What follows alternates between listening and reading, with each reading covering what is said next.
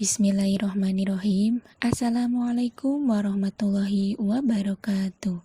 Selamat pagi anak-anak yang soleh dan solehah. Bagaimana kabarnya hari ini? Semoga dalam keadaan sehat walafiat ya. Dan semoga selalu berada dalam lindungan Allah Subhanahu wa Ta'ala. Amin. Nah, selamat belajar kembali di pelajaran pendidikan agama Islam. Nah, kali ini kita akan belajar tentang mengenal kitab-kitab Allah Subhanahu wa Ta'ala. Sebelumnya, silakan Anda siapkan buku paket dan alat tulisnya ya. Tujuan pembelajarannya yaitu setelah Ananda mempelajari tentang kitab-kitab Allah Subhanahu wa Ta'ala, Ananda mampu meyakini adanya kitab-kitab suci melalui rasul-rasulnya sebagai implementasi rukun iman. Nah, Ananda juga mampu memahami makna diturunkannya kitab-kitab suci melalui rasul-rasulnya sebagai implementasi rukun iman. Kitab berasal dari bahasa Arab, yaitu kitabun, yang artinya buku, yaitu buku yang berasal atau bersumber dari wahyu Allah. Dinamakan kitab karena bentuknya seperti buku berupa lembaran-lembaran yang di dalamnya tertulis ajaran-ajaran yang diwahyukan Allah kepada para rasulnya. Nah, kitab Allah adalah ajaran-ajaran yang bersumber dari Allah. Kitab ini diwahyukan melalui malaikat Jibril untuk disampaikan kepada para rasul. Nah, para rasul bertugas untuk mengajarkan ajaran kitab suci kepada umat manusia. Kitab Allah ini bersifat tentang petunjuk baik berupa kewajiban-kewajiban maupun larangan-larangan yang harus dipatuhi.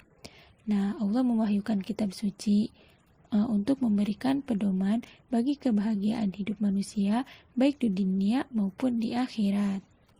Nah, jadi kita harus percaya dengan adanya kitab-kitab Allah karena percaya kepada kitab-kitab Allah merupakan rukun iman yang ketiga. Berikut adalah nama-nama kitab Allah dan Rasul penerimanya. Yang pertama ada kitab Taurat. Nah, kitab Taurat ini yaitu diwahyukan kepada Nabi Musa alaihissalam. Kitab Taurat adalah wahyu Allah yang disampaikan kepada Nabi Musa alaihissalam ketika sedang bermunajat di Bukit Tursina, Gunung Sinai. Taurat dalam bahasa Ibrani artinya undang-undang, syariat, atau peraturan. Kitab ini menjadi pedoman bagi kaum Nabi Musa alaihissalam, yaitu bangsa Yahudi. Nah, melalui kitab Taurat ini, Nabi Musa alaihissalam mengajak umat Yahudi untuk beriman kepada Allah, yaitu melaksanakan perintah-perintahnya dan meninggalkan segala larangan-larangannya. Kitab Taurat mengandung 10 ajaran pokok, yaitu yang pertama mengakui keesaan Allah Subhanahu wa Ta'ala. Nah, keesaan Allah juga terdapat dalam kitab Taurat. Di dalam kitab Taurat kita wajib meyakini bahwa Allah itu esa atau satu. Nah, yang kedua yaitu larangan menyembah patung dan berhala. Nah, karena Allah tidak dapat diserupai dengan makhluk-makhluknya yang lain. Yang ketiga yaitu larangan menyebut Allah dengan sia-sia. Yang keempat yaitu memuliakan hari Sabtu. Yang kelima yaitu menghormati ayah dan ibu. Yang keenam yaitu larangan membunuh sesama manusia. Yang ketujuh yaitu larangan berzina. Yang kedelapan yaitu larangan mencuri. Dan yang kesembilan yaitu larangan menjadi saksi yang berdusta. Yang terakhir yaitu yang 10, larangan memiliki keinginan untuk menguasai hak orang lain. Nah, itulah 10 ajaran pokok dalam kitab Taurat, yaitu terdapat perintah dan larangan. Yang selanjutnya yaitu kitab Zabur. Kitab Zabur diwahyukan kepada Nabi Daud alaihissalam. Kitab Zabur diwahyukan Allah kepada Nabi Daud alaihissalam. Nama Zabur berasal dari bahasa Arab yaitu Zaburun, yang artinya dalam bahasa Ibrani Zabur dapat diartikan sebagai lagu, musik, atau pujian. Nah, kitab Zabur menjadi pedoman bagi umat Nabi Daud alaihissalam, yaitu Bani Israel, agar mereka menyembah kepada Allah dan mengikuti ajaran yang dibawa dan disampaikan oleh Nabi Daud alaihissalam. Nah, berikut isi kitab Zabur, yaitu yang pertama berisi tentang doa dan zikir. Yang kedua yaitu nasihat, hikmah, dan pedoman berbuat kebajikan. Yang ketiga yaitu ajaran tentang kebenaran. Kitab Zabur tidak mengandung aturan hukum atau syariat. Nah, kandungannya hanya mengenai berita, cerita, zikir, doa, dan hikmah-hikmah. Nah, oleh sebab itu, Nabi Daud alaihissalam tidak mempunyai syariat tersendiri.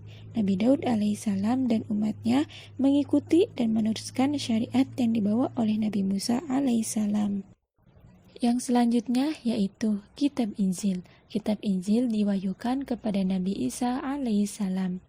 Nah, Kitab Injil adalah wahyu Allah yang diturunkan kepada Nabi Isa alaihissalam yang diutus oleh Allah kepada kaum Yahudi untuk meneruskan ajaran yang dibawa oleh Nabi Musa alaihissalam dan Nabi Daud alaihissalam. Nah, Kitab Injil bertujuan untuk menyempurnakan Kitab Taurat.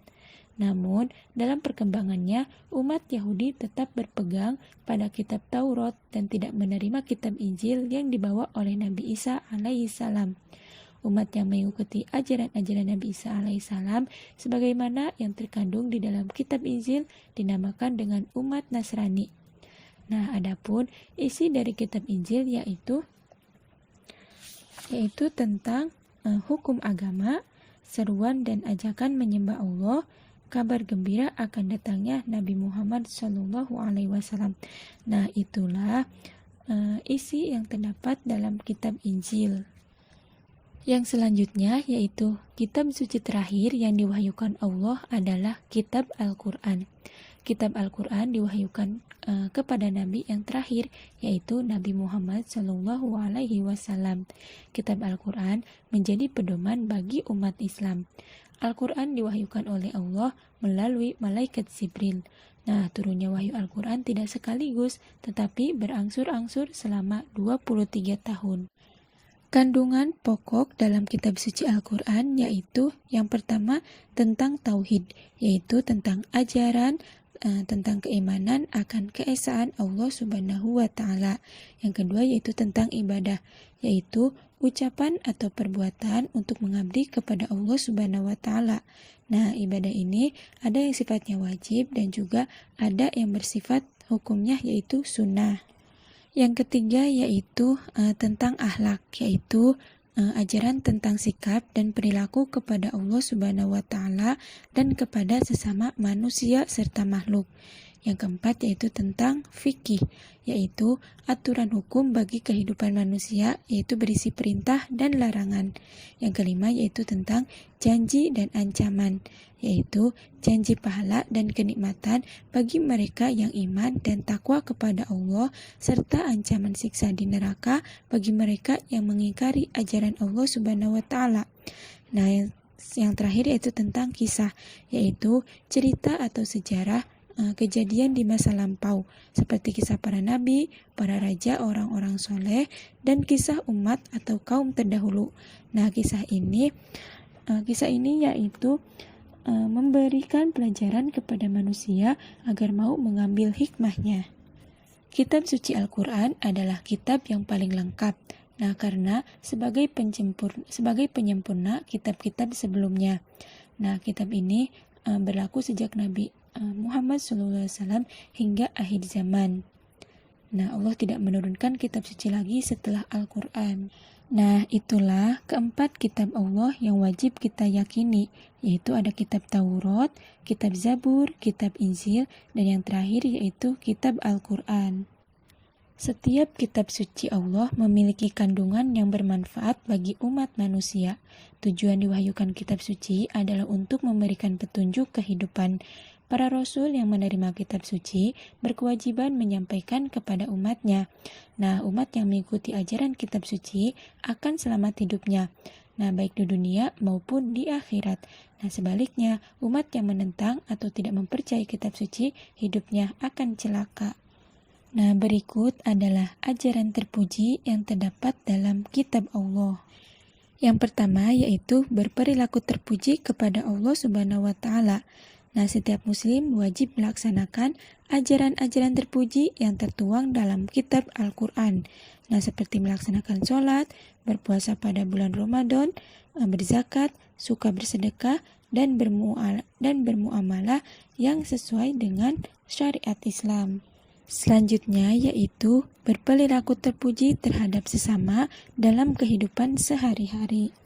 Nah, dalam kehidupan sehari-hari kita harus selalu ingat untuk melakukan perbuatan terpuji terhadap sesama. Yang selanjutnya yaitu berperilaku terpuji terhadap hewan dan tumbuhan. Nah, hewan dan tumbuhan termasuk makhluk Allah yang harus kita lindungi dan kita sayangi.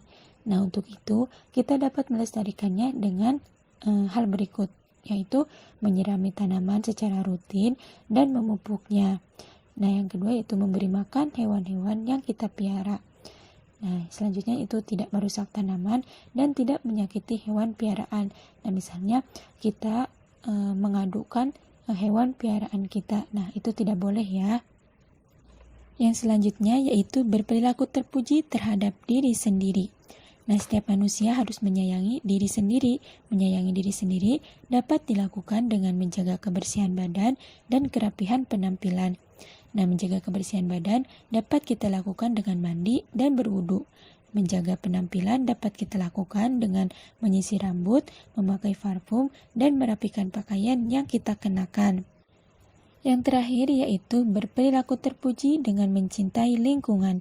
Nah, dalam kehidupan sehari-hari, kita akan merasa nyaman jika hidup di lingkungan yang bersih dan sehat. Nah, perilaku terpuji dengan mencintai lingkungan, kita bisa menjaga kebersihan lingkungan, membuang sampah ke tempatnya. Nah, itulah beberapa perilaku terpuji yang diajarkan dalam kitab Allah. Alhamdulillah, materi kita pada hari ini yaitu tentang mengenal kitab Allah telah selesai. Nah, kita wajib meyakini adanya kitab-kitab Allah ya. Nah, semoga materi yang telah Ibu berikan bisa Anda pahami dan juga bisa bermanfaat. Nah, sekian dari Ibu. Wassalamualaikum warahmatullahi wabarakatuh.